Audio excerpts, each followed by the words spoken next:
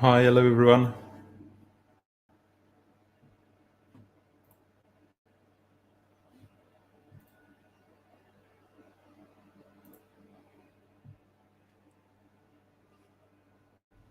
So just checking that everything is going okay. If you can type in the comments and in the questions if you can hear me correctly, and then we'll be able to begin in a few minutes. Just time for everyone to be here to join us.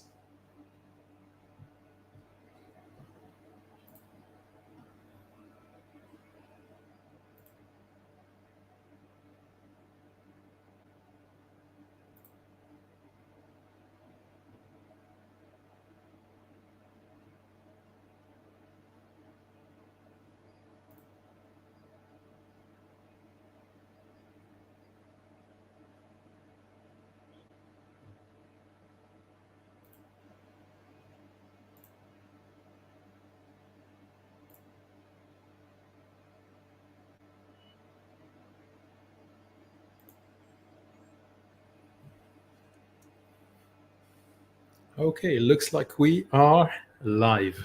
So, um, in order to wait until we have live questions, I would like to address one of the main questions that I usually have with my clients or people that want to uh, to get started as a freelancer in the fashion industry, which is how can I find clients? So, in order to find clients, we have to understand that uh, the crucial step is to have something to sell to them that they want, that they actually want and need. So there is first a question of what do you want to sell, and second there is a question of how do you make people want to buy it from you.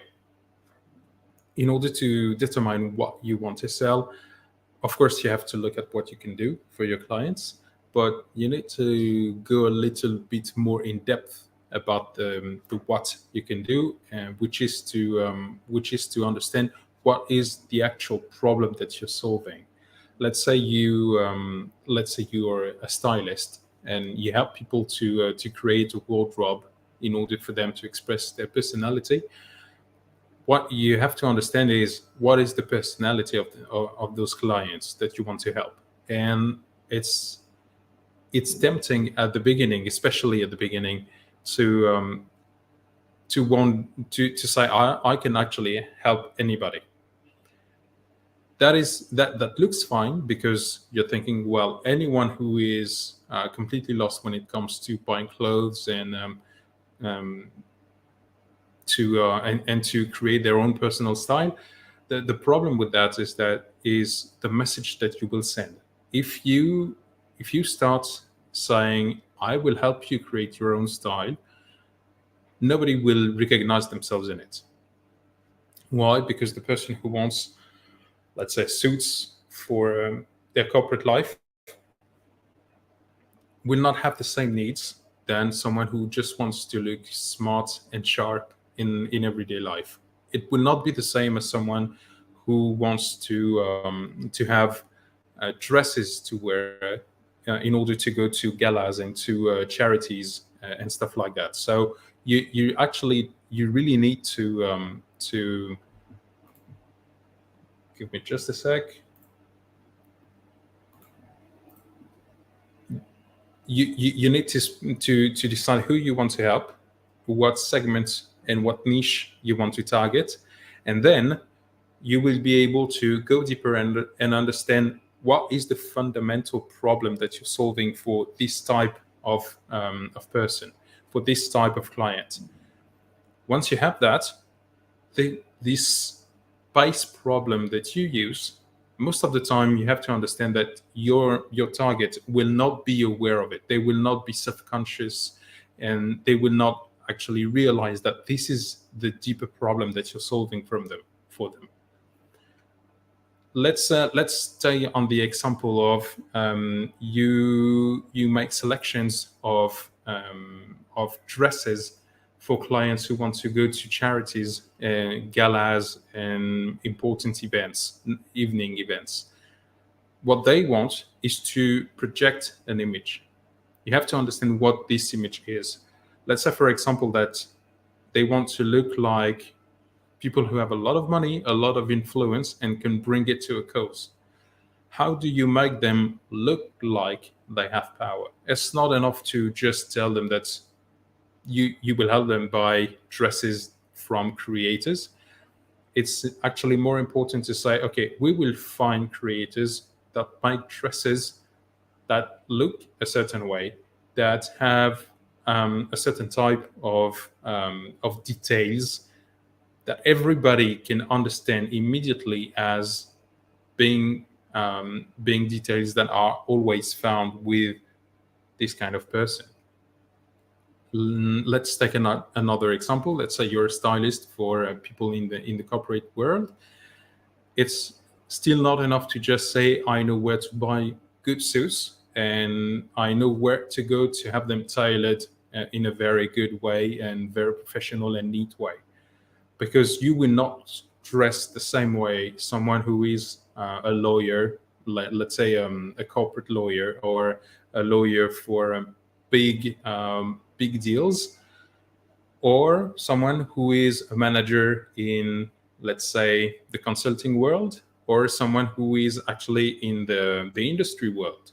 They will not want to show the same thing. They will not want to show the same image to the public they have. And so, once again, you need to go a little deeper and be specific. Once you know that, you will be able to communicate on this. And your communication has only one goal: it's to bring people through a funnel where they first get to know you, second they get to like you. Because they will like you, they will start trusting your opinion, because how should I say it? The more we see someone saying something, the more we tend to believe that someone. So once they like you, repeat the same message, and then they will trust your competence, your ability to provide them with the service that they are looking for. And once they trust you enough, when they are presented with an offer, or the possibility to contact you in order for you to work for them, only then will they buy from you. So first, get to know who you're talking to and what problem you solve for them. Then produce content. That's the best way to find clients. Produce content for them that shows your expertise, that shows that you are speaking the same words that they speak. And from that moment on, you will need to occasionally present some offers, some possibilities to contact you in order to work with you. Why do it from time to time and not all the time? It's simple. You don't want to look salesy. Nobody likes to be sold something, while everybody like to buy something. So this is the main way. If you want to read a very good book about it, I advise you to read the book from Gary Vaynerchuk, Jab Jab Jab Right Hook. It explains really well why you have to present some content for free without asking anything in return, and then make an offer from time to time, so that people who've been convinced what you've said, what you've written, what you have on camera, actually gets them to buy from you. Hello, Vedanshi. Welcome. If you've got any question you would like me to ask, please put them in the comments, and then I will answer the questions as they come in. So, if you had to ask Vedanshi, what is the biggest problem that you're facing right now? Tell us, what is your activity and what's the problem you're facing? One thing that is important to understand is that there are two kinds of content that you can produce.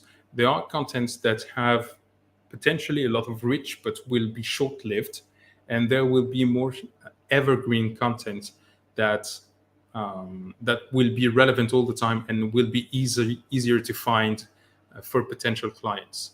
So what I always advise is to choose only two social networks, or actually only two types of contents. Some for which you can have an immediate effect, an immediate impact, and some that will not have a lot of impact by themselves, but as you make more and more of them, they will stack up and they will participate in constructing for you a legitimacy, something that will make people trust you over time, because when they type question, when they do some research, you will come out. The two I like best are Instagram or Facebook for immediate action, immediate deliverability to your potential clients, and the second one is YouTube. Why? Because YouTube is actually not so much of a social network, but more of a search engine like Google. Actually, it's owned by Google, and so the best way in order to do that is to do some long content, let's say videos, because it's the thing that people like best nowadays. You do long videos that you post on YouTube, and in which you allow yourself to go deep into the subject that you're speaking of, and then you cut very small parts of it and you put it on social networks like Facebook or Instagram. This way, if you do it every day, every other day, if you at least work on it every day, and you produce one long form content every week, you can have, after let's say 2 to 3 months, generally that's what I see with my clients. After 2 to 3 months, you will have an inflow of potential clients who will say, okay, how can I contact you? How can I speak with you? And at that moment, the only thing you have to do is say, okay, we can either schedule a call on Zoom, or we can exchange on DMs, or we can call each other on the phone.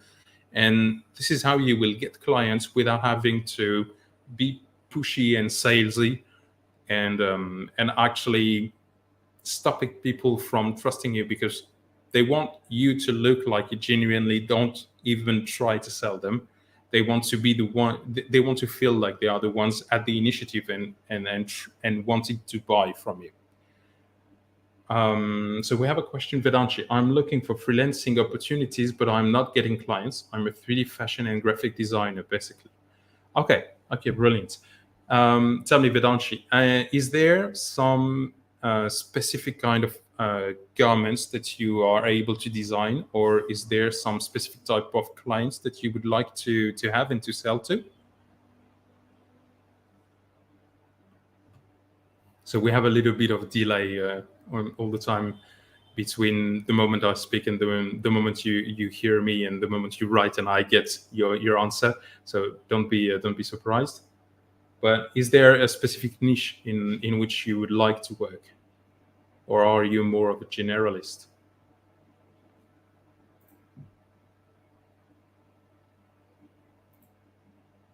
So you're a multi-designer. Okay. So it's exactly what we were talking just a second ago. The fact that being a generalist is way more difficult than being a specialist.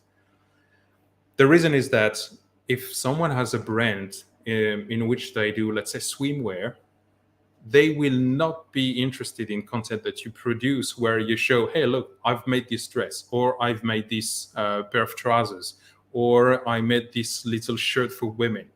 Why? Because it's not the product, and the immediate reaction that they will have is to just shut you down. They will associate your name with something they are not interested with, and so when they will see a new post or a new piece of content that you produce, or even an ad that you would have paid for, their brain will immediately just like go to the next piece of content, and they won't even read or listen or watch what you've produced for them. So my first advice would be maybe to try and find a niche in which you would like to work. Is there, for example, is there some type of garments that you like best?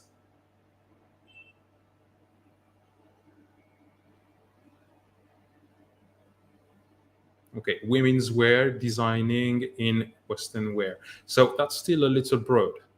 Why? Because for Western wear, we have things for the corporate world.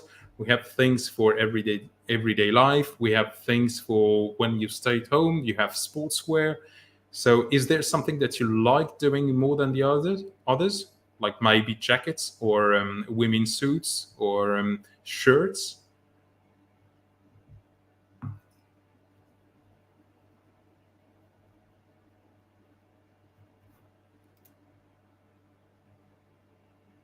Okay, you like streetwear. That's, you see, that's already way more advanced and way more specific than just saying I'm a multi designer. I like Western wear, but I can do almost anything. Put yourself in the shoes of your potential clients. Of course, they will say, okay, but what can you do? So, the next question I would have for you is, how do you try and find clients? How do you go about finding clients for yourself?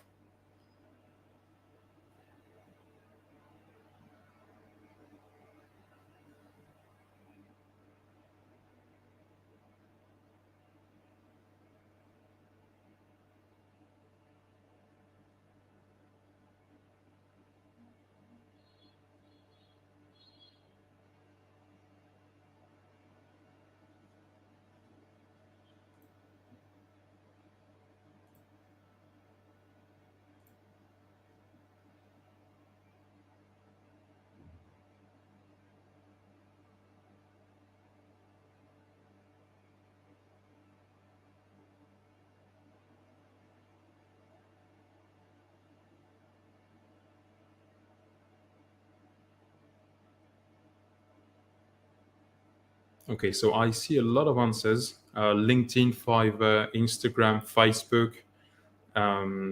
So it's all good. It's very good that you've tried a lot of things. But how do you actually use them? Do you post content? Do you try to contact people directly in order for them to, in order for you to open a discussion and see if you can be of help to your clients?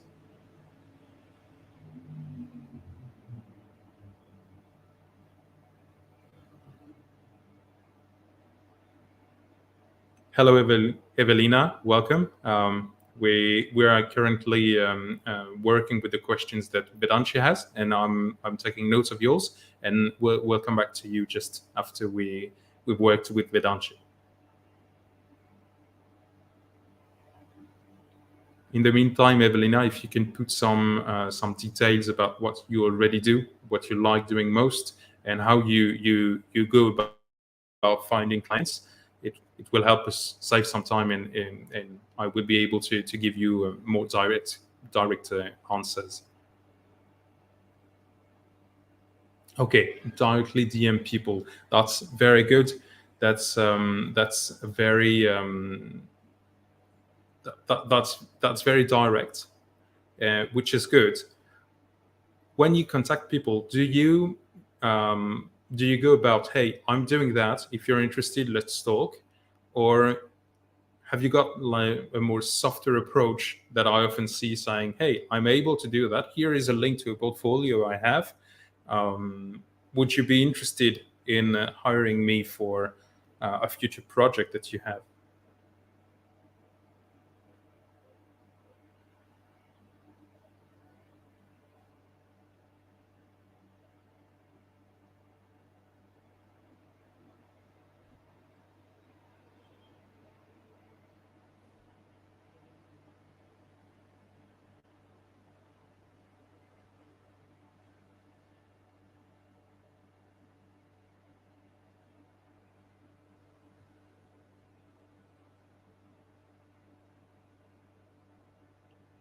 Okay. And then what happens? So you share your portfolio for your social media. Okay. So two points. First, you have to understand that a portfolio and a social media profile are two different things. Your social media is not your portfolio. The reason for that is very simple. As a client, when we receive a link to a social profile, what happens is that most often we don't want to spend the effort of clicking a link and being redirected to another website. So it creates friction in having people discover how good you are. And second, this is like a very human brain thing. When we see like a lot of work from someone, let's say 10, 15, 20 pieces, what happens is that the brain will only remember the worst one and will consider it the best level of the person who's done the work. It's very deep in the brain, and we can't do anything about it. So this is the reason why sharing your social media profile is actually not the best idea. Instead, what I would suggest you to do is to make a portfolio of 2, 3, maximum 4 pieces of work that are very good, for which people can see everything of the process from the first designs to, let's say, technical sheets, and finally your prototype, and only keep those 2, 3, maybe 4 pieces of work, and that's it. And that's what you share. You make it PDF, and so in this way, when you share it, it's very much there is a lot less friction for people to click on the PDF and have a look at it. Second, as I just mentioned, if you like streetwear or if you like women's suits, do this portfolio only about it, and then go target brands that are in this niche. So if you want to do streetwear, let's say for women, only go and try to talk to people having a brand in this niche of women's streetwear. Also, you have to understand that brands are not always looking for new models, new creations, and so it might happen that they are interested, they like your work, but it's just not the right time. So keep in mind to come, if people don't answer you, there are two possibilities: either they are not interested, or they're interested but they might just say, okay, this one looks good, let's keep it in mind for later. Of course, what will happen? They will not remember you. They will not remember you when they have a need, and they will do like everybody does. Either they have some people they've already worked with, or they have some contacts they can have through contacts they have, and this is how they will find someone. So you need to remind them of who you are from time to time, right? You need to periodically, let's say every 3 to 4 weeks, send a little message and say, hey, how advanced are you into preparing the garments for the next collection that you're going to do? You know, just gather information and keep it on a paper, so that if they tell you, okay, we've finished actually, and we will only be interested in 3 to 4 months, you tell them, okay, I will allow myself to get back to you in 2 to 3 months, so that we can discuss whether you're interested into working with me or not. And if you are, maybe we can go a little deeper and discuss the ideas and the feel that you want for the brand. And this way, you have much more chances into getting new clients for your work. Was that clear?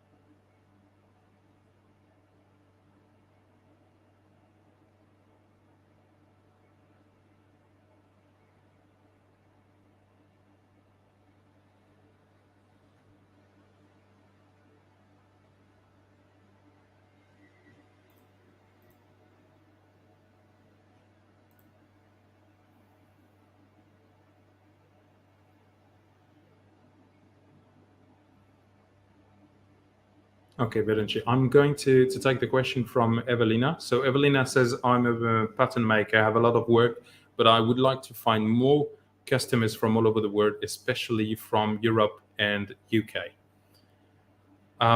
So the question I have again is, how do you get your clients from right now? And is there a specialty that you have? Is there some kind of some specific kind of patterns that you do, so that I can get a better picture of who you're looking for and what you might try and want to achieve.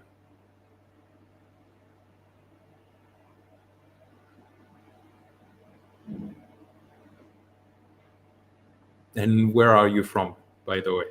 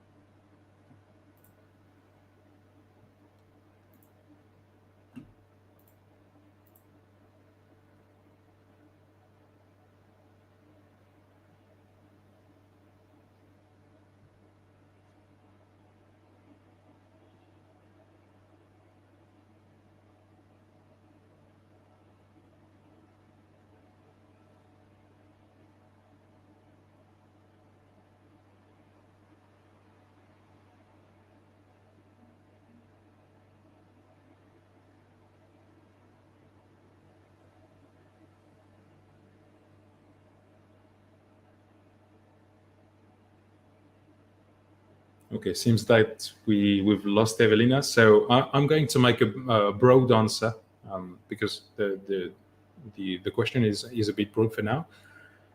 If you want to find more clients, you need, once again, you need to make people know you exist, make them like you, so that they end up trusting you and in the end buying from you.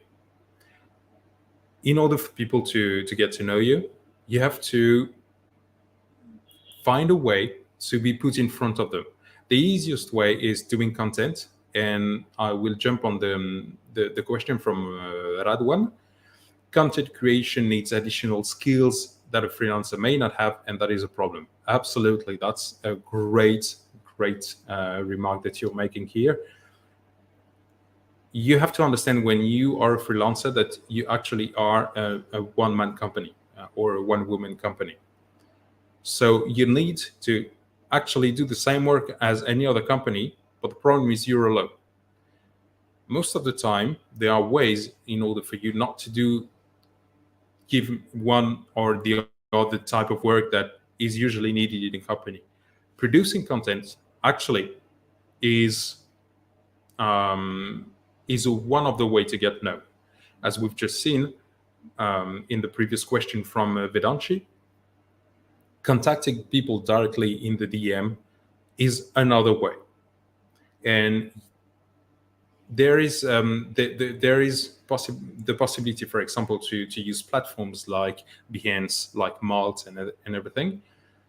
Producing content still is much closer to what you already do on your day-to-day life than you believe, that you might think. Why? Because you are actually already producing content.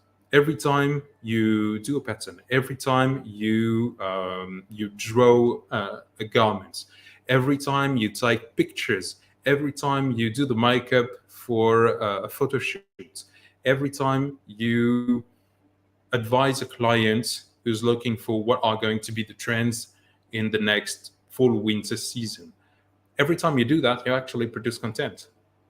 Now, what you have to understand is that the difficulty is not to produce content, it's to be able to present this content in a way that appeals to your potential clients. If, let's say, you're a designer and you either work with a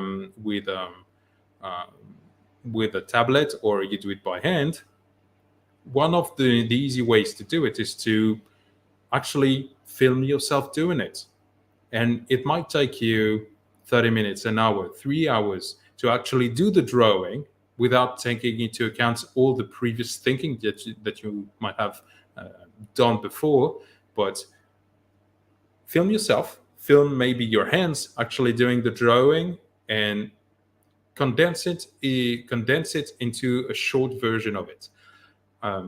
This is one of the easiest way to show your work if you're a designer. If you use a tablet, even better, use a piece of software that is able to record the screen. And once the screen has been recorded, you have a video. And once again, you just make it quicker. If doing it yourself, making this video shorter and putting a little bit of music on it, and maybe just a contact appearing as a piece of text, hire someone to do it. Hire someone to do it. There are a lot of platforms on which you can find someone who can do it for you for very little money. If you can't afford to pay $5 to $10 for someone to do it for you professionally, then look around you. Look around you. Just ask, is there someone in your entourage who is capable of doing it, or who knows someone who could do it for you? And then you just contact that person and you ask that person to do the work for you. And once you do that, you do that a few times, then you'll be, and you see if people like it or not. If you have likes, if you have shares, if you have comments, then try and learn the skill. I know it's not the easy answer that you want to hear, but learning the skill is very important. Why? Because once you do it professionally with someone doing it for you, you need to know at least the basics of it in order to be sure that the person doing it for you actually has the skill and is not overcharging, or is not making you pay too much or wait too long for it to be done. Second, you have to understand that you don't need to do something perfect. You don't need, for, let's say, a video of you designing a pattern and sewing a muslin or a calico to look professional, with professional lighting, with professional view angles and stuff like that. Why? Because if the result is great, the result is great. If what you've produced is great, everybody will see it. Everybody. It does not matter if the light is great or not. So trust yourself and just try to do it. There are free ways to do it. Like, for example, I actually use a piece of software that is named DaVinci Resolve in order to do all the editing of my videos. It's a free software, and I learned how to do it in 3 hours with a couple of tutorials on YouTube, and that's it. And I don't touch the lighting. I don't balance the colors or the light. I don't especially work the sound. I just put the stuff, cut the parts I don't want to show, take it away, put things back together, and that's it. That's absolutely everything I do. The thing is, you have to try. You are in charge of your own company. And so saying I haven't got the skill is actually not an answer that can be heard. The least worse, what could be acceptable would be, I tried it, I learned the basics, I did something that didn't look great, but still it brought me clients, and then I stopped doing it myself with the money of my first clients in order to pay another freelance to do it for me. And I stopped doing it. But I've tried, and I know just enough in order to be able to discuss with the freelance who's doing this for me. So, Radwan, I hope it answers to your remark. And if we go back to the question from Evelina, how do you find clients as a pattern maker in the Europe or UK? First, you have to understand that if you say Europe, it's too broad. And in Europe, a lot of people do not speak English. So if you wish to work with anybody in Europe and only communicate in English, then unfortunately you will have a lot of potential clients saying, okay, the work of Evelina looks good, but I will not buy it because I cannot communicate with her. So I would advise to concentrate on the UK, actually, as they speak English, or on a country that speaks a language that you speak. Next, try to find a specificity that you have, a specialty that you have.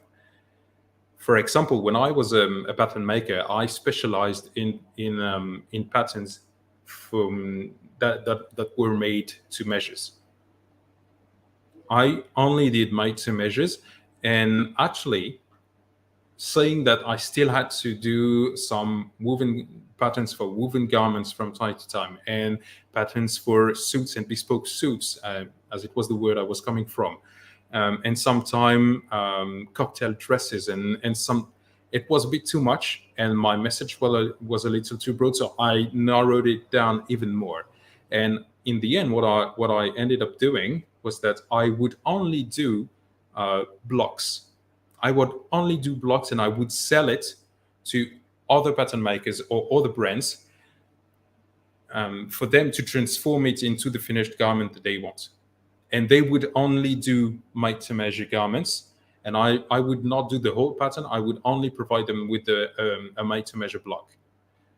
And because they were selling some finished garment that was made to measure, it was very expensive. So I could charge a lot of money.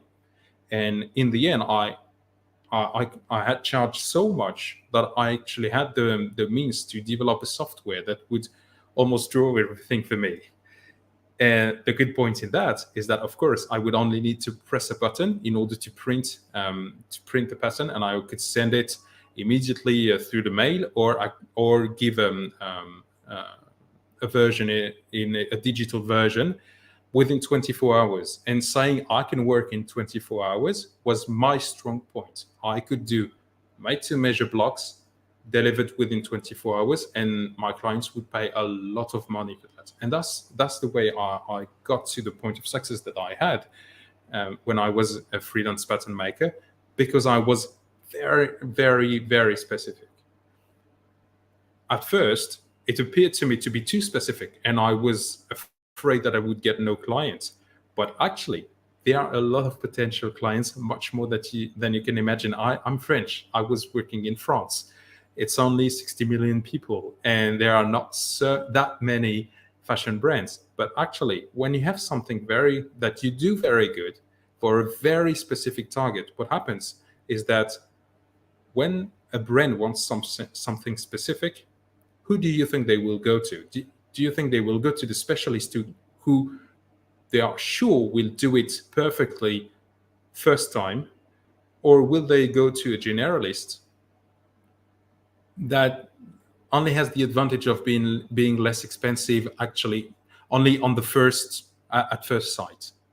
Of course, they will go to the specialist. So find a need that enough brands have, and for which they are ready to pay enough money, and specialize in that. Very simple. If we can imagine a lot of situations, let's say, Evelina, that you want to do evening gowns, and you will find clients for that as soon as you make it known and you market it. As to how you can market it and how you too much for today. To speak about it with me for free, you can just head over to my website, fashiondoers.com, and on the homepage you have the possibility to book a free session with me. So I would be happy to help you. Vedanshi, it's the same, of course. If you want to talk about it together, I can give you 45 minutes, and we can talk about what your need is and what we can envision for you to do specifically and tailor it for your special case and your activity. You're welcome, Vedanshi. So, Evelina, you speak English, French, Spanish, Russian, and Bulgarian. I'm impressed. I only speak 3 languages, 3.5. So I'm impressed. Congratulations. Okay. And out of all those languages, in which language do you think you can more easily find clients? Once you have that answer, target this. Because if you have, let's say you want to have a social profile on Instagram, everybody's on Instagram. If you post content in all those languages, or let's say in English one time, then in Russian, then in French, then in Spanish, then in Bulgarian, and then again in English, what will happen is that your audience that speaks English will have the reaction to say, okay, there are actually 4 out of 5 posts that I don't understand. I don't get what she's saying, and so the brain doesn't like what it doesn't understand. So they will tend to stay away from you. So either you choose the language that has the most reach, for which you think most people will have a chance of understanding what you say, meaning English, or you choose the language of the market to which you have the more connections, to which you have the easier access. If for you it's easier to work in Bulgaria because you have a network of people over there, because you can easily go to your clients because you're geographically close to them, then I would advise that maybe you start with Bulgarian clients.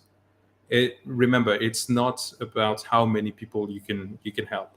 You want to help few clients paying a lot of money because they tend to be to have high fidelity.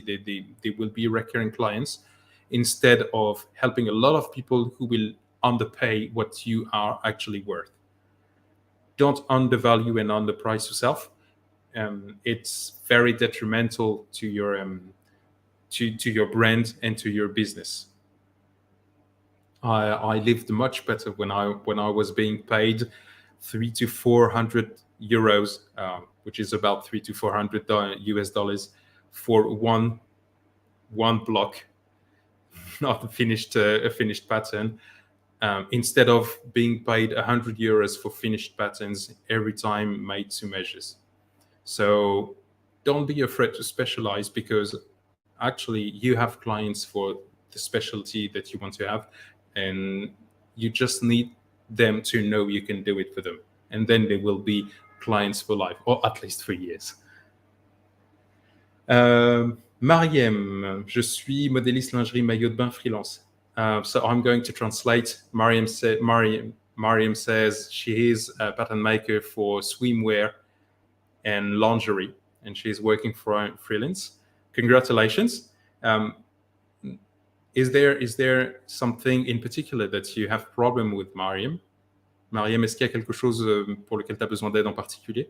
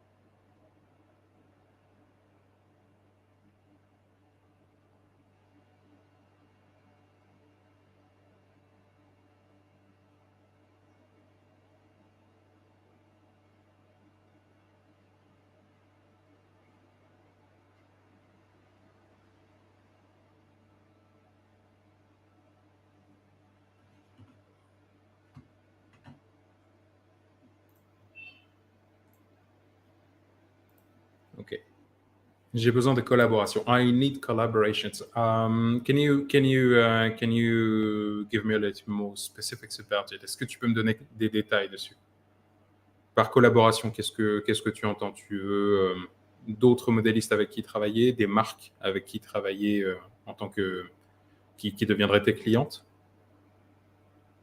So I'm asking Mariam what she means about collaborations. If she wants to work with other freelancers, whether they are other pattern makers or maybe stylists or designers, or if she actually means to find brands to take in as clients. Okay, she says brands. So still the same thing. Mariam, you need to think about how you get in contact with those brands. That's the first thing. How do you make them know you exist? How do you make them like what you do? And how do you make them trust you enough so that they give you a first mission to do with them, waiting for others to come? And also you need to be aware of the timing they have. What is their schedule? Do they envision to do the next collection that they want in 3 months, 4 months, 1 month?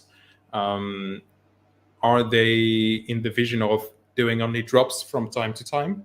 So actually the sooner the better for them. So you need to understand how they work, and then you concentrate on getting just a contact. What you want is sure to show your to show and prove your value, but you also want to create a personal rapport with someone, and that someone in the company needs to be someone who has the power to decide. And you cannot just say, okay, I'm going to I'm discussing with someone, I don't know, from the sales team or actually someone from the design team, but after discussing with that person for a week, 2 weeks, 4 weeks, 2 months, you discover that that person is not in a position to decide whether they want to work with you or not. You need to make sure that the person you with whom you're exchanging is actually capable of saying, "Okay, I'm interested. How do we proceed to work together?" So, Mariam, est-ce que tu as besoin que je le dise en français?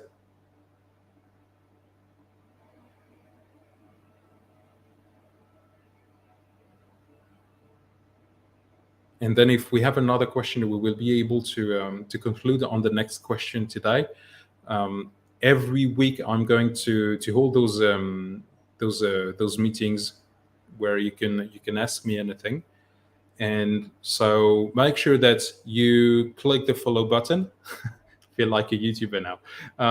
Click that follow button in order to not miss one, whether you have questions or not, actually, because you never know. Someone asking a question might be interesting for you, and you wouldn't have thought about it.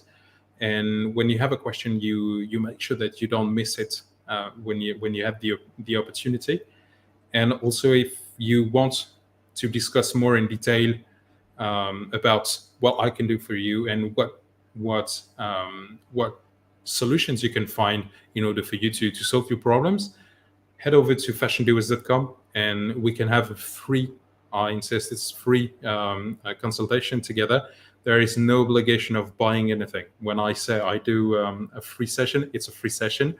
And whatever you do after that, it's only up to you, and I would not force anything. There, okay, you understand. Brilliant. I was thinking for the next time to maybe emphasize on a specific point. So maybe we can talk about how you can build passive incomes as freelancers, so you can be less dependent on whether you find clients or not, especially between seasons. Or if you want to get to know how you can produce content that will actually bring clients in, or how to talk to potential clients in order for them to decide whether they want to work with you or not, and how to convince them that yes, I want to try working with Mariem, with Evelina, Vedanchi, or Radwan. So if you have something you would like, please write it into the comments, and I will try to prepare something for next week, so we can begin with that and then go on with the questions.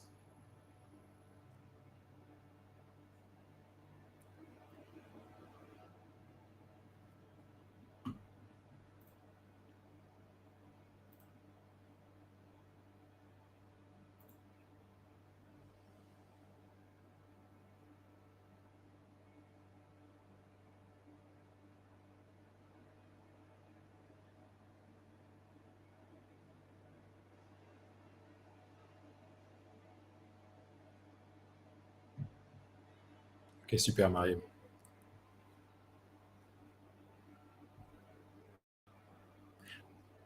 Well, then, if we have no other questions, I think we can conclude. We can conclude right now for today. If you are seeing this video as a replay, please put your questions in the comments. I will take note of it, and if I see something that is a little bit recurring, I will try to answer them first thing in the next session next week. So we will do it the same way, Wednesday, same time, same place. Thank you very much for showing up today. I hope you had a blast, and I hope I've been of help for you. And I see you next week. Bye.